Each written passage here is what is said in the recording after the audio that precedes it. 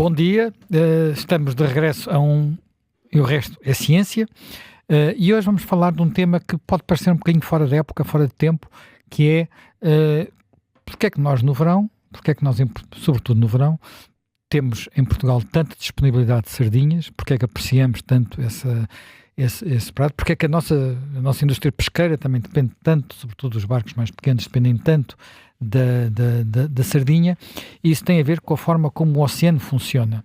E para percebermos a forma como o oceano funciona, vamos ter que começar por fazer uma pequena viagem até ao Polo Norte, até uma viagem realizada há mais de 100 anos, bastante mais de 100 anos, a norte da Sibéria, em mares praticamente sempre gelados, e que permitiu perceber melhor o funcionamento das correntes oceânicas, quer as superficiais, quer as que não são superficiais. Miguel, sou José Manuel Fernandes, faço sempre este programa com o Miguel Miranda, geofísico, antigo presidente do IPMA.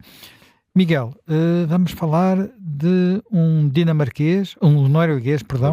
norueguês que tem uma vida, de resto, absolutamente fascinante. Eu nem me atrevo bem a dizer o nome completo dele, porque ele... Nansen, mas o primeiro nome é, não sei se vou dizer bem, Fridtjof, não sei se será exatamente este o nome, é uma figura, um herói nacional da Noruega, num tempo em que a Noruega começou por ser num tempo em que a Noruega ainda estava unida à Suécia, depois acaba até por ter um papel na separação dos dois reinos.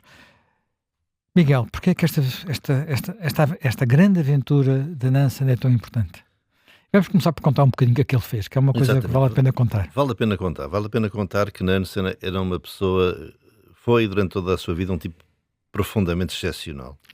E nós estamos no fim do século XIX, no fim do século XIX as sociedades científicas tinham dois grandes, objetivos, chamamos assim, um era o Polo Norte, outro era o Polo Sul. Portanto, chegar aos polos, atingir o local dos polos. E no caso do Polo Norte, que é o que nos traz mais aqui, havia ainda uma questão básica, era se o Polo Norte estava em terra, ou seja, se o gelo que cobria a região polar estava sobre terra, ou se era apenas gelo flutuante no Oceano como é, não é? Ártico, como é. Como é. E na verdade, que é gelo flutuante foi descoberto por acaso. Existe uma antiga canhoneira que tinha sido comprada pelos Estados Unidos, é uma canhoneira inglesa, que era a Jeannette, que fica presa no gelo ártico, e que deriva de tal forma que vai parar depois, digamos, ao norte do Canadá e da Groenlândia, e aí... Isto passou-se há quase 150 anos. Quase 150 anos. E então o Nansen, olhando para o percurso estimado para esta canhoneira, deduz que então para chegarmos ao Polo Norte nós temos que fazer o mesmo que a Jeannette fez. Temos que construir um navio capaz de suportar a pressão do gelo ártico, soldá-lo a uma placa de gelo flutuante e deixar que a corrente, que na opinião dele ia do norte da Sibéria até a Groenlândia, nos faça passar sem mais esforço pelo Polo Norte. E essa é a primeira grande aposta de Nansen. Ele era muito jovem nesta altura. Sim, ele é um biólogo. É um biólogo que depois se apaixona pela oceanografia, e antes disso já tinha feito uma viagem também extraordinária de cruzar a Groenlândia a pé. Exatamente. Portanto, quer dizer, em esqui, nem sequer com cães, nem sequer com uma viagem que até é difícil de imaginar como é que ele conseguiu fazer aquilo. Portanto, estás a ver, estamos numa altura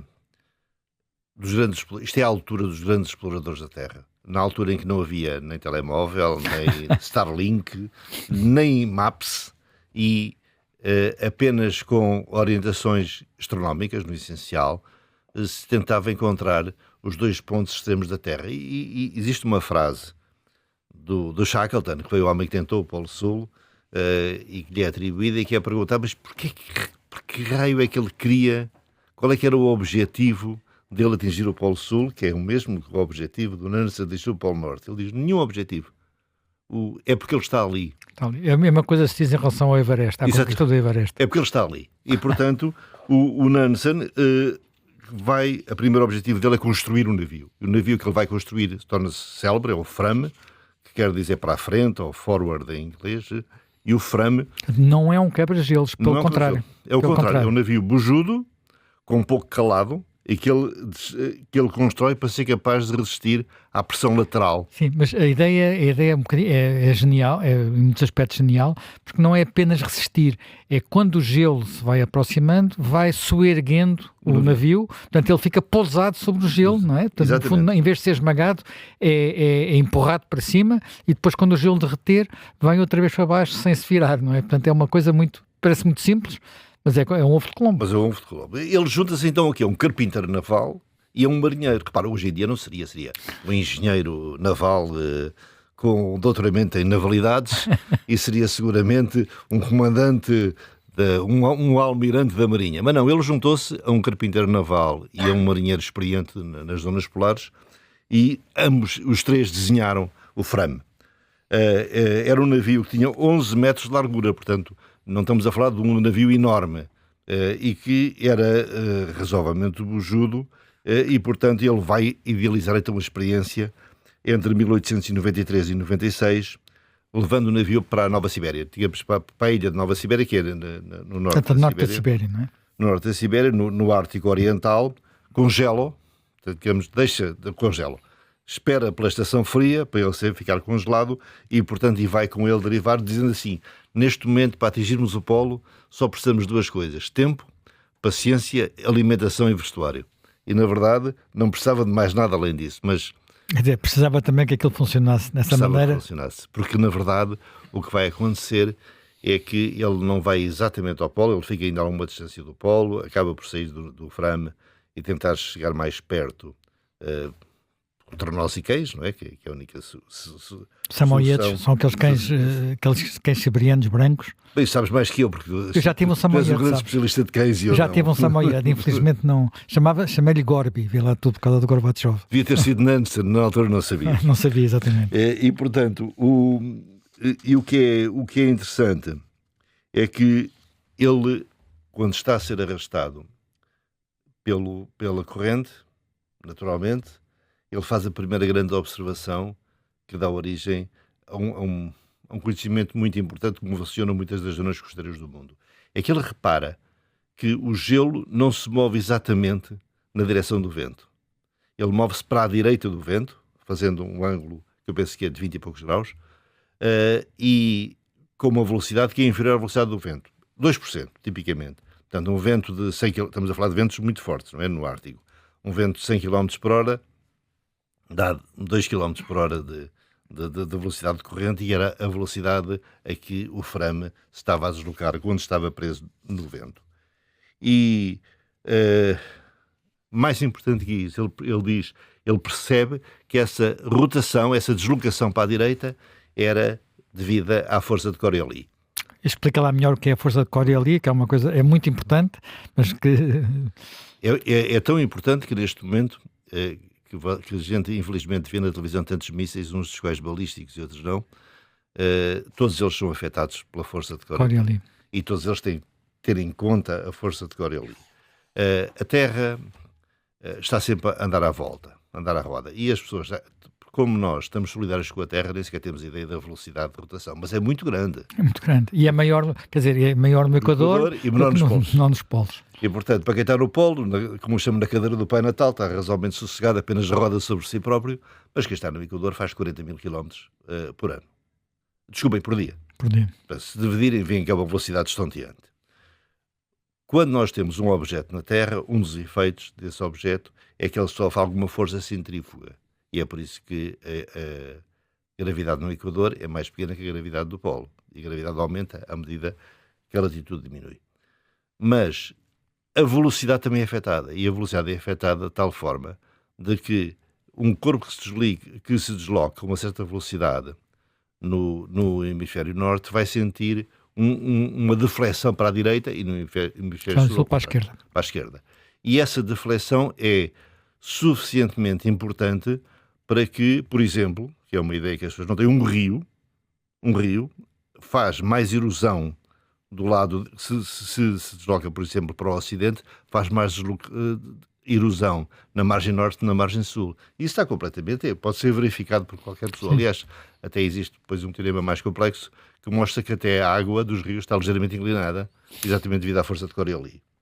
E existe um aluno do Nansen, que é o Sr. Ekman, que se tornou depois, tornou-se o maior oceanógrafo do tempo dele, que começa a tentar estabelecer a matemática e a física desta... Mas antes de ir, já agora deixa só contar 2 aspectos importantes dessa viagem, porque ele, como tu disseste, não percebe que o Fram não vai chegar ao Polo Norte, então vai tentar chegar a pé, como tu disseste. E depois o que é extraordinário é que ele, portanto, sai do barco com os trenós e só acompanhado só por um companheiro, não é? Portanto, tentam viajar para norte, chegam ao sítio mais a norte que alguém tinha chegado na altura, que é a latitude de 86,13, portanto 86 graus, portanto só menos de 4 graus dos 90 graus do Polo Norte. Depois percebe que não vai chegar e volta para baixo. Esta viagem dura imenso tempo, mais de um ano, portanto, em que ele vai fazer esta viagem e depois vai conseguir chegar à terra de Francisco José, que são umas ilhas russas. Aliás, é curioso porque são dos territórios imperiais russos, são os únicos que ficam com o nome de um imperador, neste caso um imperador prussiano, Francisco José, e ao chegar a essa terra encontra um explorador britânico. E o explorador britânico, quando o encontra, pergunta-lhe se ele é um Nansen, parecido com aquela outra história que se passou mais ou menos na mesma altura, mas no meio da África, Mr. Livingstone, I suppose, portanto aquela famosa frase quando perto das cataratas de Vitória se encontram 2 exploradores britânicos também que estavam a viajar por África. Isso tudo se passa na terra de Francisco José, portanto ainda leste das ilhas de Svalbard, onde eles depois se vão encontrar, e o que é que espantoso é que ele vai chegar a esse lugar um dia ou 2 dias de diferença do barco que entretanto se tinha libertado do Fram, que entretanto se tinha libertado do gelo e que também vai navegar para aí. Portanto, é uma história, enfim, eu nunca vi nenhum filme sobre isto, mas era bom que tivessem feito, não é? Se calhar existe, porque o Nansen é o mesmo herói nacional. É herói, então ele depois transforma-se, ele tem um papel fundamental até depois como um papel humanitário mais tarde, no final da vida, é uma figura extraordinária. Eu devo dizer que eu vim de Cabo Verde há pouco tempo e concluí uma coisa que para mim, infelizmente, foi novidade, é que toda a gente conhece no Sul o passaporte Nansen. Eu desconhecia o passaporte. Eu também sabia o que é. O passaporte Nansen foi o primeiro documento emitido pela Liga das Nações e que era dado a todos os apátridas ou a todos aqueles que eram imigrantes, digamos, por razões de guerras, não é? E o passaporte Nansen chegou a ser reconhecida por cerca de mais de 50 nações antes de ser formada as Nações Unidas. E ele tem um papel determinante na defesa dos apátridas, que eles não tinham país, não é? Porque é uma situação que isso é muito evidente no pós-guerra, no pós-Primeira Guerra Mundial. Muito evidente no pós-Guerra Mundial. Há muito, e em particular dos imigrantes que saíram depois da Revolução de Outubro de 1917 na União Soviética, na criação da União Soviética, e essa massa enorme de imigrantes não tem documentos, não tem papéis, não é nada, e ele idealiza um passaporte que recebeu o seu nome, que é o passaporte Nansen, mas que ainda hoje é conhecido em todos os países onde há uma grande imigração e que onde houve uma grande imigração durante o século XX. Mas vamos lá agora ao Ekman. O Ekman é um homem que agarra nesta observação, digamos, naturalista do Nansen e tenta estabelecer, então, como é que varia a corrente sob a ação do vento. E descobre que não só na camada superficial da água há realmente a tal rotação, cerca de 20 e poucos graus em relação à direção do vento, como a camada superficial da água, ao arrastar a camada que está por baixo dela, dá uma nova rotação, que por sua vez, ao arrastar a camada que está por baixo dela, dá uma nova rotação e que na verdade significa que a velocidade faz uma espécie de uma espiral. É a chamada espiral de Ekman. Quando se faz a matemática deste processo, isso significa qual é que é o transporte real de água do mar, na primeira centena de metros do oceano, chega-se à conclusão que esse transporte faz 90 graus para a direita da direção do vento. É esse transporte que leva a que, ao afastar da Terra, num país como o nosso, em que o vento dominante é de norte, Ao afastar para oeste, a camada superficial faz vir à superfície a camada mais profunda e, portanto, mais fria, que é aquilo que se chama... Mas não é só mais fria. É mais fria e tem mais nutrientes. Que é o chamado afloramento costeiro, em inglês upwelling, é um nome que muita gente conhece, e é esse afloramento costeiro que vai alimentar os pelágicos, e em particular a sardinha, e a vai tornar tão populosa e tão importante em Portugal. Pois, isso é uma coisa verdadeiramente fascinante, porque no fundo temos, é como isto também tem a ver com o facto de como a água do mar se move, cria uma espécie de vácuo, não é? Portanto, um vazio e esse vazio é preenchido por água que vem de baixo. Portanto, para as pessoas perceberem como é que essas coisas... É porque existe uma questão que as pessoas às vezes têm mais dificuldade em perceber. A temperatura da água do mar é essencialmente um efeito dinâmico, não é um efeito térmico. Ou seja, não tem a ver com o sol. Os modelos que se utilizam para calcular a temperatura da água do mar essencialmente só contam com a física, com a corrente, com as equações de Navier-Stokes. Na verdade, não utilizam as variações da temperatura do Sol. O Sol apenas teve efeito na pele do mar, no chamado efeito de pele, e nas praias, não é? Que é aquele sítio que já sei... Mesmo assim, nós sabemos que a mesma, digamos, mesma latitude, nós podemos ter temperaturas do mar muito diferentes, e às vezes com a temperatura do solo também há pouca relação. Aliás, se as pessoas quiserem ter noção disso, há uma praia em Portugal que eu digo às pessoas para não irem, porque está sempre o sol faz sempre muito calor e a água está muito fria, que são as praias da Rábida. Estão aqui. As praias da Rábida é uma zona que, como está virada a sul, o sol bate e enconcha, aquece muito o ar, mas a água do mar não é a água do Algarve, portanto é a água ainda do Atlântico, aqui tudo é Atlântico, mas é uma água da face ocidental do Atlântico. Sabes que eu não sou grande especialista de praias, não? Eu sei, muito pelo contrário. Mas é interessante pensarmos nesta questão do upwelling, porque isto são duas aplicações seguidas do problema do efeito de Coriolis. Bem-vindos de regresso à segunda parte do E o Resto é Ciência. Estávamos a falar da força de Coriolis, dos movimentos marinhos, do transporte de Ekman e a influência que isso pode ter no nosso verão e na nossa sardinha. Exatamente.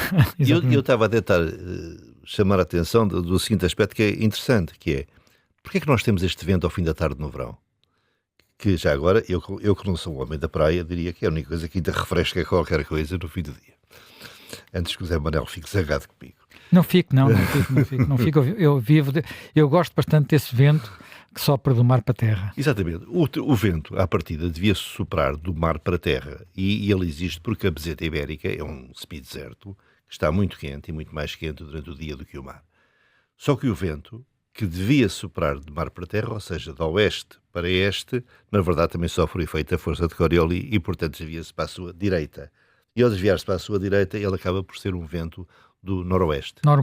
Praticamente anortada na costa portuguesa toda. E depois, a corrente que induz no oceano ainda tem um novo desvio para a direita e por isso é que ela é de terra para fora.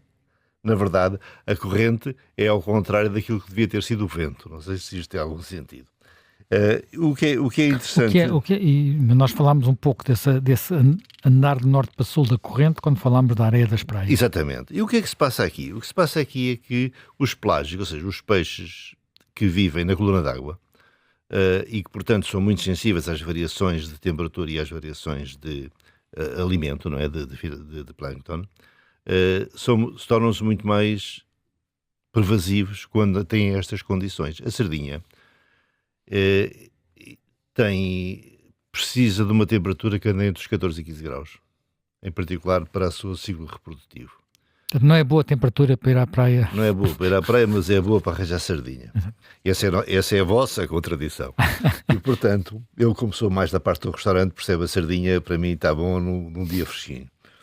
E a sardinha é um problema em Portugal, se ela aparece, ela desaparece. É um problema que é científico, político, cultural, o que se entender. É preciso ver que o primeiro trabalho científico do homem que começou a biologia marinha em Portugal, que foi o Alfredo Magalhães Ramalho, em 1925... Foi diretor do... Foi fundador. O verdadeiro fundador é o Alfredo. E depois foi diretor do Aquário Vasta Gama. Porque era tudo a mesma unidade, não é? O Alfredo Magalhães Ramalho, em 1925, já faz um trabalho sobre a sardinha e o problema da sardinha, porque as variações do manancial de sardinha têm um enorme impacto, não tanto na economia da pesca, como no lazer dos seus consumidores. E quando ele vai para a Noruega, de onde era o Nansen, e vai aprender em Bergen como é que se faz investigação marinha a sério, porque o Dom Carlos era um naturalista, mas não era um investigador. E o Alfredo é que é o primeiro grande investigador. Ele era doutorado em medicina. Ele vem da fisiologia que ele chega à pesca. E portanto, ele vai, em particular, aprender como é que se faz um navio oceanográfico. O primeiro navio oceanográfico português é o Albacora, não é o Dona Amélia. E o Albacora é que realmente já está desenhado para fazer observações oceanográficas. E o Albacora, que não era, neste caso, não era um Albacora submarino, era um Albacora submarino. Era um Albacora que se mantinha à superfície, com garbo. E, portanto, a pesca da sardinha tornou-se tem uma tal importância que ela, na verdade, é gerida com muito cuidado por Portugal e por Espanha. A pesca da sardinha representa que parte digamos, da economia da pesca portuguesa, neste momento? Em termos de dinheiro, não é um valor muito significativo. Eu não tenho os números na cabeça, mas diria que à volta das dezenas de milhões. 30 ou 40 milhões, uma coisa parecida com isso, da minha memória. Mas o impacto, digo-vos, o impacto cultural e o impacto social é exponencial ao pé disto. Ela é explorada pela frota, que é a frota do cerco. Aliás, tenho que mandar daqui os meus cumprimentos ao Humberto, que é o grande animador da ANOP Cerco. E durante os anos 2017, 2018, 2019, vivemos talvez um nível mais baixo do manancial de sardinha na costa portuguesa. E isso porquê? Porque de repente pescamos demais ou porque de repente esse fenómeno digamos, de upwelling, de trazer os nutrientes à superfície estava afetado? Na verdade, todas as hipóteses foram postas em cima da mesa. A verdade é que diminuiu, não há nenhuma dúvida. Eu diria que houve um período importante de sobrepesca, pelas piores razões, ou seja, não foi pela ganância, mas foi por erros dos modelos de previsão.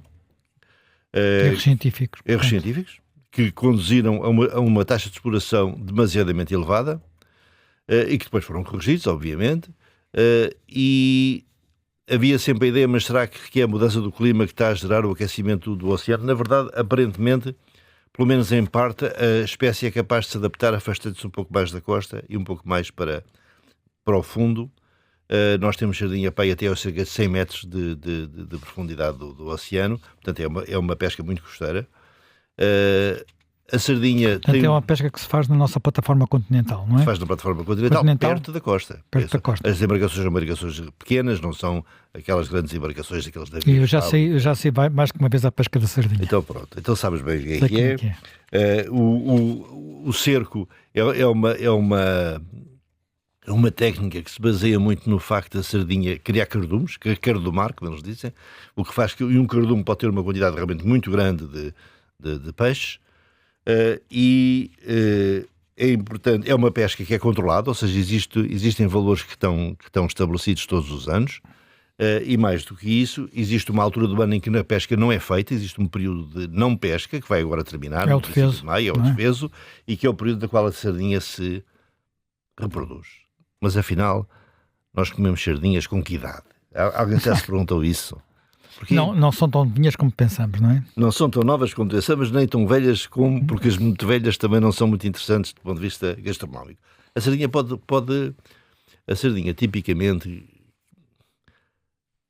2, 3 anos é uma sardinha que é interessante do ponto de vista alimentar. Quer dizer, enfim, ela gordinha fica mais no fim do verão, não é? Precisamente independentemente da idade, porque tem a ver com o ciclo reprodutivo. Exatamente. Para o ciclo reprodutivo é preciso primeiro engordar para depois pôr ovos. Exatamente. Toda a parte do defeso e toda a parte mesmo nos períodos piores das chamadas zonas onde a pesca é proibida, se tem a ver essencialmente com a existência de regiões onde há o essencial da reprodução da espécie. Normalmente é na zona norte de Vila de Conde, se bem que ela depois torna-se sempre mais volumosa nas zonas que fazem interface com os rios, porque na verdade existem mais orgânicos, produtos orgânicos são colocados no Portanto, oceano. o que vem, no fundo, o que os rios trazem...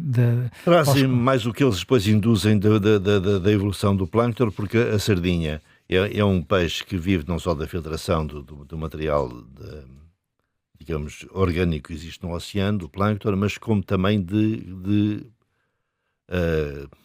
predação. Ela chega a comer os próprios ovos, atenção, e os próprios alevins mais pequenos.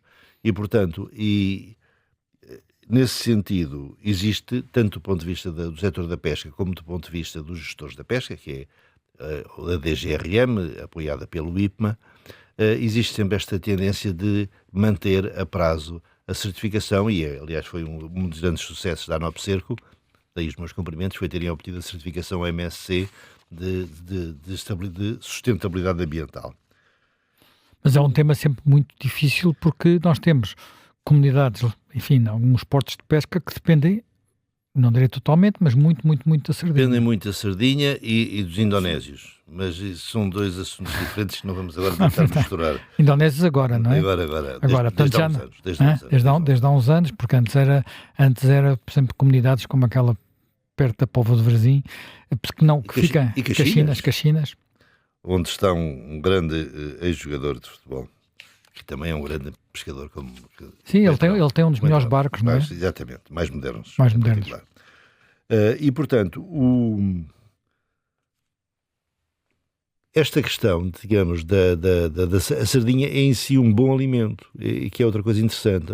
Ao longo do verão, quando ela vai engordando, ela vai ganhando também ômega 3 e ácidos gordos, que são importantes para a saúde, e acaba por ser um produto alimentar que é tradicional, faz parte da chamada dieta mediterrânica também, e é um produto que é muito apreciado pelos consumidores. Mas que quantidade de sardinha se pode encontrar num destes...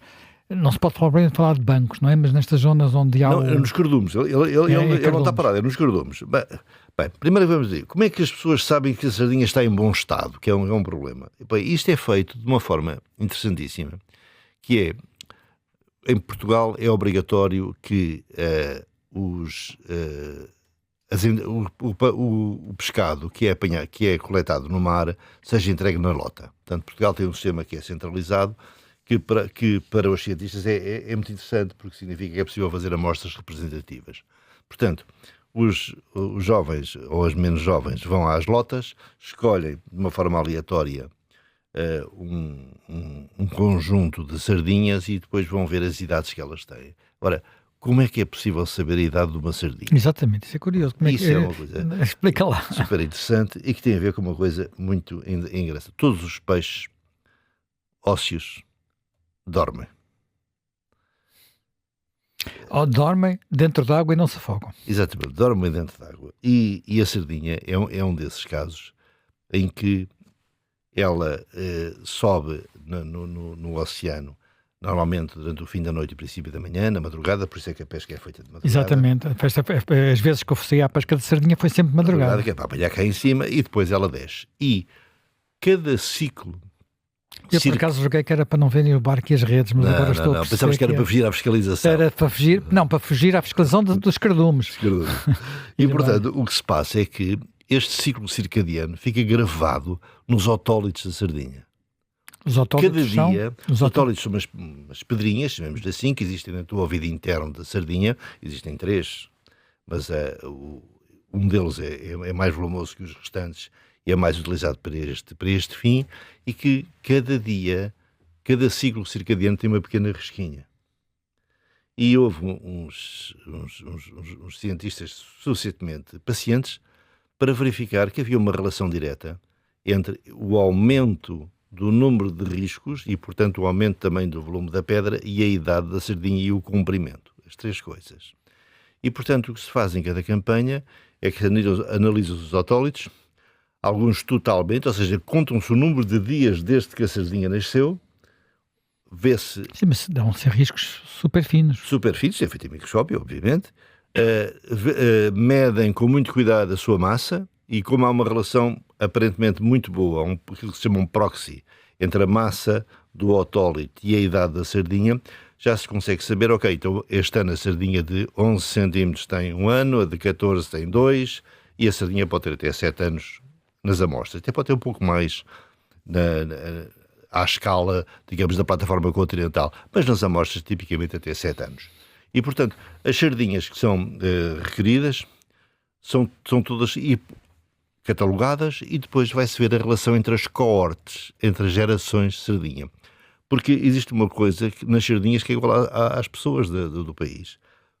Quando é que nós dizemos que uma população está numa má situação? Quando tens muitos velhos e não tens praticamente crianças. Ou quando, por exemplo, tens uma zona, uma altura da faixa etária que falta, por exemplo, porque houve uma guerra, porque houve uma epidemia. E terá sido isso que aconteceu em 2017, 2018? Em 2018 chegou-se a ter uma situação em que a pirâmide etária das sardinhas tinha claramente 2 modos, quer dizer, havia uma parte que faltava. Portanto, a parte, digamos, a coorte reprodutiva... 2, 3, 4 anos faltava. Faltava. Portanto, quer dizer, e é aquela que em princípio será... A mais capacidade reprodutora. E, portanto... Depois, o que se fez nessa altura foi, então, definir juntamente com a pesca quais é que eram os locais em que ia ser mesmo interdita completamente a pesca, porque, para tentar facilitar e promover a reprodução, e depois fez uma pesca muitíssimo controlada, que permitiu recuperar o manancial, e, portanto, todos os receios que havia, que estávamos numa espécie de um point of no return, que nunca mais teríamos sardinha porque a água estava demasiadamente quente. Quer dizer, já agora só para dar uma nota, quer dizer, quando nós gerimos com cuidado, conseguimos recuperar digamos, no fundo, a matéria viva, não é? Isso também aconteceu de alguma forma com o bacalhau, que é outro, mas aí não é nas nossas costas, mas é noutros sítios. Porque há uma segunda confusão, que, aliás, eu tenho uma colega minha do IPA, uma investigadora, que sempre chamou a atenção que existe uma diferença entre a explorabilidade, ou seja, um recurso pode deixar de ser explorável, mas não quer dizer que seja extinto. Uma coisa é a extinção de uma espécie. Outra coisa é a extinção, é o fim da explorabilidade. Da capacidade dela, no fundo, o seu interesse económico, o seu interesse para a nossa alimentação. Exatamente. E, portanto, a sardinha não teve nenhuma situação de extinção. Teve uma situação perto de não ser economicamente rentável. E tu que te interessas por essas coisas, é também interessante saber que a sardinha, o preço da sardinha é praticamente elástico do ponto de vista da teoria económica. Quando há menos sardinha, o preço é mais alto, e quando há mais sardinha, o preço é mais baixo. Porquê? Porque a procura em Portugal é quase infinita, não é? Estamos disponíveis para pagar preços absurdos em certas épocas do ano. O que significa que os economistas da pesca mostram, aliás, que o rendimento dela não tem variado muito, porque na verdade tem acompanhado de forma mesmo inversa. Com anos com capturas muito mais baixas. Exatamente, que as capturas baixas estão sempre acompanhadas do aumento do preço na lota, e as capturas altas o contrário. E onde é que se gera sempre o grande problema do ponto de vista económico e social? É na conserva, porque a conserva, para ser rentável, precisa de um preço muito baixo na lota. E, portanto, não sei agora os valores, mas eu lembro-me que era abaixo para aí dos 70 cêntimos. Enquanto que, por exemplo... Bem, isso deixa as pessoas arrepiadas, 70 cêntimos. Mas posso estar enganado. Enquanto que a venda em vivo para a restauração e para a alimentação pratica preços razoavelmente superiores. E, portanto, isto é um recurso que em Portugal tem uma importância, como disse, muito grande. Eu, que tenho o privilégio de ser um dos confrades da confraria do melhor peixe do mundo, diria que... O melhor confraria, como é que se chama? Do melhor peixe do mundo, tem sede em Sines. E qual é o peixe? É sardinha? Todo o peixe português é o melhor peixe do mundo. E isso, por vezes, é uma ideia que nós temos completamente baseada em experiência. Ou seja, na comparação. Já agora estamos a falar disso. Uma das coisas que muitas vezes se ouve dizer é que o bom peixe tem que ter águas frias. Tu confirmas? Uma coisa eu posso confirmar é que quem faz aquacultura near shore, ou seja, perto da costa, ou aquacultura em terra, ganha muito na qualidade do pescado quando coloca tempos suficientes em águas frias e agitadas. Porque o peixe tem que muscular e tem que ganhar tonos para ser realmente agradável ao palato. Como sabes, o gosto é um dos sentimentos que é demasiadamente, nos sentidos, que é um bocadinho sobrevalorizado, porque ele é bastante pouco completo e vive muito também do tato do céu da boca, vive da textura e vive do cheiro, não é? e, portanto, o peixe muito fresco, o cheiro a mar, o ar salgado, tudo isso faz parte da nossa Claro. percepção sensorial, que é muito mais do que propriamente aqueles 4 sentimentos básicos que o gosto nos permite dar do ponto de vista estritamente fisiológico. Bem, mas voltando ainda à sardinha, apesar digamos, não ter tanto valor económico como nós às vezes imaginamos, no que diz respeito à Península Ibérica, nós ficamos com a parte de Leão. Historicamente existe uma separação, penso eu, 65%, 35% entre Portugal e Espanha, mas também digo que a sardinha é muito mais apreciada em Portugal que em Espanha. E já agora o contrário se passa, por exemplo, com o carapau, que é um peixe que é igualmente muito interessante do ponto de vista gastronómico e do ponto de vista nutricional, e que em Portugal é bastante desvalorizado. Ou a Desculpa cavala. lá, o carapau pequenino é bastante apreciado. É, mas nós dizemos sempre carapau à espanhola, molho à espanhola, e dizemos sardinha. É verdade, é verdade, é verdade. Bem, vamos voltar à questão da ligação que isto tem com o nosso princípio. O que é que nós ainda podemos, digamos, aprender sobre estes movimentos das correntes marítimas no que respeita a, digamos, não só à produção de peixe, como ao nosso dia-a-dia? É assim, nós ainda fazemos uma avaliação da situação dos diferentes peixes com valor comercial de uma forma que ainda é um bocadinho primitiva, porque nós fazemos uma avaliação que é muito estatística, tem a ver com a herança e com a informação que existe. E, na verdade, o mundo de hoje está a haver uma grande evolução para se começar a ver o sistema de uma forma mais multiespécie, com todas as espécies e as suas interações. Por exemplo, quando houve a grande crise da sardinha, uma das questões que estava sempre a ser levantada na mesa era se isto não era um efeito negativo da proteção aos mamíferos marinhos, e em particular e aos grandes. Portanto, aos mamíferos marinhos, estamos a falar das baleias, dos golfinhos, das orcas. Da sua capacidade de se alimentar. As orcas, um dia destes temos também a falar desse fenómeno das orcas na costa portuguesa. Exatamente. E da família, a tal família das orcas. E porque é que alguns problemas são familiares.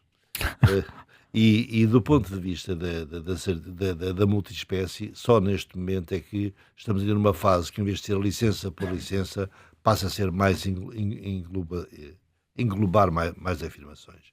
Mas a verdade do que está a passar aqui é que estamos ainda muito crus para isso.